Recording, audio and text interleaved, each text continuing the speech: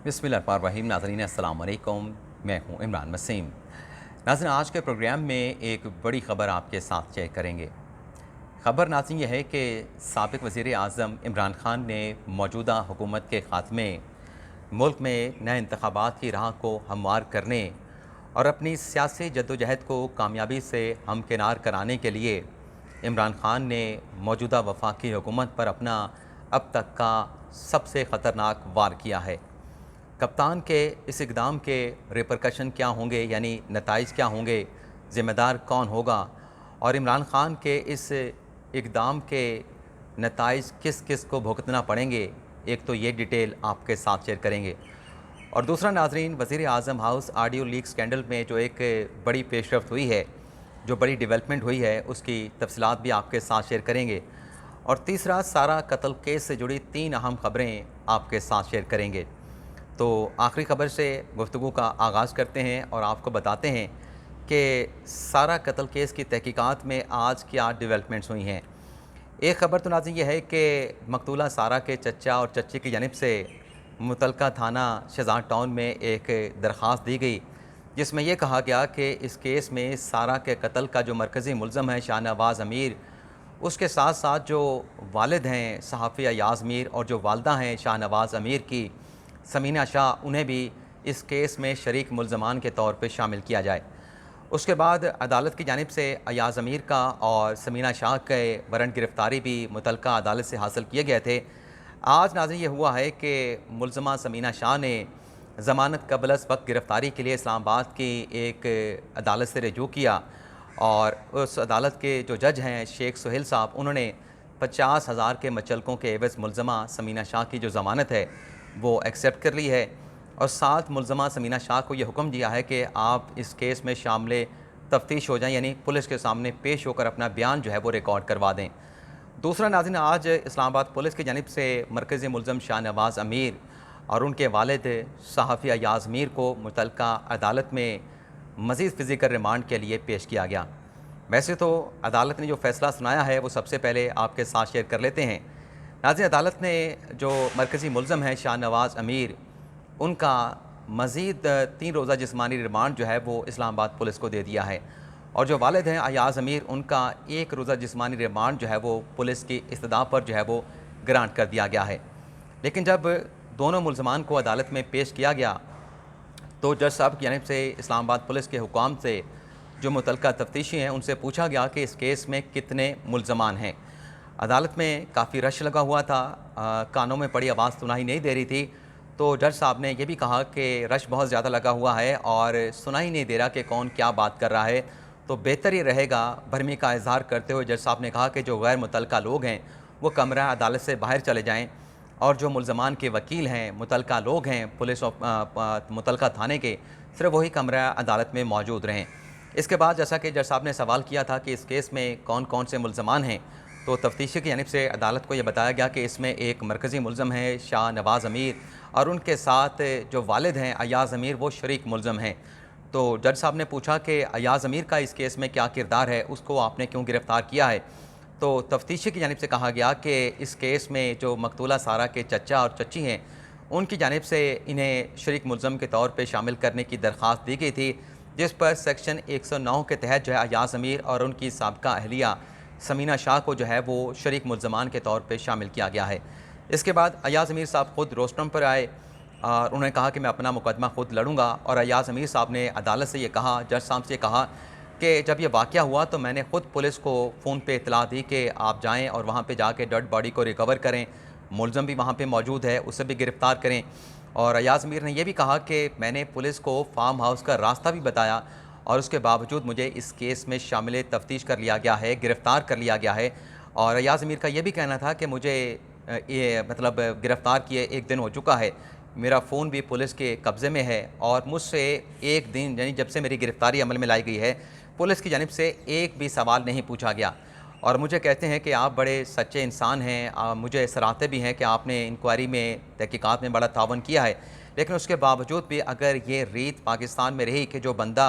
तहकीकात में तावन कर रहा है, इंक्वायरी में तावन कर रहा है, अगर ऐसा चलेगा तो फिर मुस्तकबिल में कोई भी शख्स जो है वो पुलिस के साथ तफ्तीश में जो है वो तावन नहीं करेगा। इसके बाद अदालत की जानिब से फ़िज़िकल रिमांड के हवाले से फ़ैसला महफूज कर लिया गया और बाद अज़ां जैसा कि मैंने आपको अपने इंट्रो में बताया कि अयाज़ अमीर साहब का 1 रोज़ा जिस्मानी रिमांड और मरकज़ी मुलज़म शाह नवाज़ अमीर का जो है वो 3 रोज़ा जिस्मानी रिमांड जो है वो दे दिया गया। दौरान समाअत अदालत की जानिब से तफ्तीशी से पूछा गया कि जो वालिदैन हैं मकतूला सारा के, वो अब तक सामने क्यों नहीं आए, तो बताया गया तफ्तीशी की जानिब से अदालत को कि मुलज़मान के जो सारा है मकतूला, उनके वालिदैन के साथ रब्ता हो चुका है और वो कल शहर इक़्तिदार में पहुँच जाएँगे। तो ये तो हो गई सारा कत्ल से जुड़ी 3 अहम ख़बरों की तफसीलात। अब एक और ख़बर भी है, वो भी जल्दी जल्दी आपके साथ शेयर कर लें। नाज़रीन, शेख रशीद ने जो शहबाज शरीफ की 72 रुकनी काबीना को इस्लामाबाद हाई कोर्ट में चैलेंज किया था, शेख साहब की इस दरख्वास्त को कल समाअत के लिए मुकर्रर कर दिया गया है और इस्लामाबाद हाई कोर्ट के चीफ जस्टिस अतर मिन्नल्ला कल शेख रशीद की इस दरख्वास्त पर समाअत करेंगे। तीसरी खबर, वज़ीर आज़म हाउस में ऑडियो लीक से मुतल्लिक़ जैसे कि मैंने अपने इंट्रो में बताया कि बड़ी डेवलपमेंट हुई है और पेशरफ्त ये हुई है कि इस ऑडियो लीक्स की तहकीकात के लिए पहले तो IB को ज़िम्मेदारियाँ सौंपी गई थी, लेकिन अब इस मामले की तहकीकात के लिए मुश्तरका तहकीकाती टीम तश्कील देने का फ़ैसला किया गया है। इस मुश्तरका तहकीकाती टीम को जो लीड करेंगे वो IB का इदारा करेगा, लेकिन उनके साथ जो दीगर हसास इदारे हैं उनके रिप्रेजेंटेटिव यानी नुमाइंदों को भी इस तहकीकात में, इस मुश्तरका तहकीकाती टीम में जो है वो शामिल किया गया है और इस टीम को मैंडेट ये दिया गया है कि इसकी बात की ये इंक्वायरी करेगी कि ये डाटा जो है वो कैसे वज़ीर आज़म हाउस का लीक हुआ। PM ऑफिस के जो स्टाफ हैं उन्हें भी इस GIT को शामिल तफ्तीश करने का अख्तियार दिया गया है और ये जो तहकीकाती टीम है ये इस बात की तहकीक करेगी कि ये जो स्कैंडल सामने आया है, क्या कोई डिवाइसेस जो है वज़ीर आज़म ऑफिस में लगाई गई हैं, वज़ीर आज़म हाउस में लगाई गई हैं, या फिर ये किसी मोबाइल से सारी रिकॉर्डिंग की गई है। और GIT ये भी तहकीक करेगी कि जब ये वाक़या हुआ तो उस वक्त PM ऑफिस में कौन कौन से स्टाफ में से कौन कौन से लोग मौजूद थे। स्पेशल ब्रांच के पिछले 6 माह से जो लोग जो हैं वज़ीर आज़म हाउस में तैनात हैं, उनसे भी तफ्तीश की जाएगी और इसके साथ साथ ये भी बताया गया है कि इस स्कैंडल के बाद जो वज़ीर आज़म हाउस की सिक्योरिटी पे मामूर एहलकार हैं, उनकी नकलो हरकत को भी जो है वो महदूद कर दिया गया है। तो ये बड़ी डेवलपमेंट हुई है वज़ीर आज़म हाउस ऑडियो लीक स्कैंडल के हवाले से। अब आ जाते हैं कि खान साहब ने मौजूदा हुकूमत के ख़ात्मे और मुल्क में नए इंतखाबात की राह को हमवार करने और अपनी सियासी जद्दोजहद को कामयाब बनाने के लिए किस किस्म का कदम उठाया है। आज नाज़रीन, साबिक़ वज़ीर आज़म इमरान खान ने लाहौर में गवर्नमेंट कॉलेज लाहौर यूनिवर्सिटी के तलबा के साथ खिताब किया और यहाँ पे एक तकरीब का जो है वो इनेकाद किया गया था, जिसको उन्वान ये दिया गया था कि तालीम के साथ साथ हुनर भी। तो ओरिएंटेशन की कोई तकरीब थी जिसमें खान साहब ने खिताब किया। अब तकरीर पर आने से पहले कि खान साहब ने खिताब क्या किया है और ये खिताब के ज़रिए खान साहब ने कौन सा इंतहाई कदम उठाया है जिसके जो रिपरकशन हैं वो बड़े ही ख़तरनाक हो सकते हैं, उस पर आने से पहले मैं सिर्फ 2 फैक्चुअल चीज़ें जो वो आप नाज़रीन के सामने रखना चाहूँगा। एक तो नाज़रीन ये है कि जब कोई भी तालिब इल्म, कोई स्टूडेंट किसी तालीमी इदारे में, ख़ास तौर पे कॉलेज में या यूनिवर्सिटी में दाखिला लेने के लिए जाता है, तो उस तालीमी इदारे की तरफ से, कॉलेज की तरफ से या यूनिवर्सिटी की तरफ से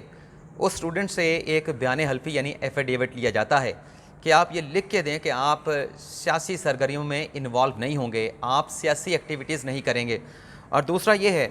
कि जो स्टूडेंट्स यूनियंस हैं, चाहे वो कॉलेज में हैं, चाहे वो यूनिवर्सिटीज़ में हैं, ख़ास तौर पे पंजाब की मैं बात करूँगा, वहाँ पे स्टूडेंट यूनियन पर मुकम्मल तौर पे पाबंदी है। यानी जो स्टूडेंट यूनियन की बुनियाद जुल्फ़िकार अली भुट्टो ने रखी थी, उस पर आज भी पंजाब के ऊपर जो है पाबंदी है, यानी आप स्टूडेंट यूनियन जो है वो नहीं चला सकते। अब खान साहब ने यहाँ पे जो तालीमी इदारा है गवर्नमेंट कॉलेज लाहौर यूनिवर्सिटी में ख़िताब किया। खान साहब ने अपने इस खिताब में तालीम पर कम और सियासत पे ज़्यादा बात की और अमूमी तौर पे इस बात को नोट किया गया है और हर सियासी लीडर कोई भी अगर तालीमी इदारे में जाए तो उसकी बुनियादी जो एक ज़िम्मेदारी बनती है कि वो स्टूडेंट के साथ जाके ख़िताब करे और उनके साथ सिर्फ तालीम पे बात करे, उन्हें बताए, उन्हें लेसन दे, उनके अंदर डेडिकेशन पैदा करें कि मुल्क के जो तालिब इल्म हैं, जो तालीमी इदारों में तालीम हासिल कर रहे हैं, वो किस तरीके से आला तालीम हासिल करके पाकिस्तान की तरक्की में, पाकिस्तान की खुशहाली में और पाकिस्तान को एक महज़्ज़ब मुआशरा बनाने में अपना लीडिंग रोल जो है वो अदा कर सकते हैं। लेकिन खान साहब ने इस पर कम और सियासत पे ज़्यादा बातें की। अब मैं आपको बताता हूँ कि खान साहब ने यहाँ पे क्या क्या बातें की, लेकिन ज़्यादा बातें मैं नहीं करूँगा कि खान साहब ने किस की बात का जिक्र किया। अब इस खान साहब जैसे सियासी कद काठ का बंदा जब तालीमी इदारे में जाएगा और जहाँ पे जाके वो अपनी सियासी जद्दोजहद के हवाले से बात करे, ऑडियो लीक्स का भी जिक्र करे और ऑडियो लीक्स में ये भी कह दे कि इस स्कैंडल के बाद वज़ीर आज़म को मुस्तफ़ी हो जाना चाहिए, लेकिन वज़ीर आज़म मुस्तफ़ी नहीं होगा, हम इसे ज़बरदस्ती इस्तीफ़ा लेंगे। और फिर खान साहब ने अपनी तकरीर में ये भी कहा कि एक और ऑडियो आने वाली है जिसमें ये मुझे तोशाखाना केस में चीफ इलेक्शन कमिश्नर को डिसक्वालीफाई करने की हदायत दे रहे हैं। इस किस्म की खान साहब ने बात की तो सबसे पहले तो सवाल ये पैदा होता है कि ऐसी ऑडियो से मुतल्लिक़ कि ऐसी कोई ऑडियो लीक होने जा रही है, खान साहब को किसने बताया? ये डार्क वेब की बात हो रही है और डार्क वेब के ऊपर एक बिड लगी हुई है, तो खान साहब को ये किसने बताया कि ऐसी कोई ऑडियो आने वाली है? ये सवाल अपनी जगह पे मौजूद है। लेकिन खान साहब ने ये कहा स्टूडेंट्स के साथ जब अपना वो खिताब को जो है वो मतलब ख़त्म कर रहे थे, तो खान साहब ने कहा कि मेरी एक सियासी जद्दोजहद है और ज़ाहिर सी बात है कि खान साहब की जद्दोजहद यही है कि हुकूमत को गिराना है, हुकूमत को घर भेजना है और मुल्क में नए इंतखाबात करवाने हैं, यही खान साहब की जद्दोजहद है। तो खान साहब ने स्टूडेंट्स से ये कहा कि आप इस जद्दोजहद में मेरे साथ शामिल हो जाएँ। यानी वो तालिब इल्म जिन्हें ये मैसेज देना है कि आपने मुल्क की तरक्की में, मुल्क की खुशहाली में और पाकिस्तान को एक महज़ब और तरक्की याफ्ता मुल्क बनाने में क्या किरदार अदा करना है, आपका क्या रोल हो सकता है, उन तालिब इल्मों के जहन के अंदर खान साहब जो है अपनी नफ़रत जो है वो इंजेक्ट कर रहे हैं, उनके जहनों को आलूदा कर रहे हैं कि आप सियासत में आएँ और हुकूमत को हटाने में, हुकूमत को गिराने में मेरी सियासी जद्दोजहद में शामिल हो जाएँ। मुझे नहीं लगता कि पाकिस्तान का कोई भी कानून या पाकिस्तान का जो कॉन्स्टिट्यूशन है इस किस्म से इजाज़त देता है कि कोई सियासी लीडर वहाँ पे जाए और तालिबे इल्म को, हुकूमत को गिराने पे राग़ब करे, उन्हें उकसाए कि आप हुकूमत के ख़िलाफ़ उठ खड़े हों। अब जो बात आपके साथ अगली में करने जा रहा हूँ, ये जो यूनिवर्सिटियाँ होती हैं और इनके आगे जो कॉलेजेस होते हैं, यानी तमाम जो कॉलेजेस होते हैं वो मुख्तलिफ़ यूनिवर्सिटियों के साथ एफिलिएटेड होते हैं और जो यूनिवर्सिटियाँ होती हैं वो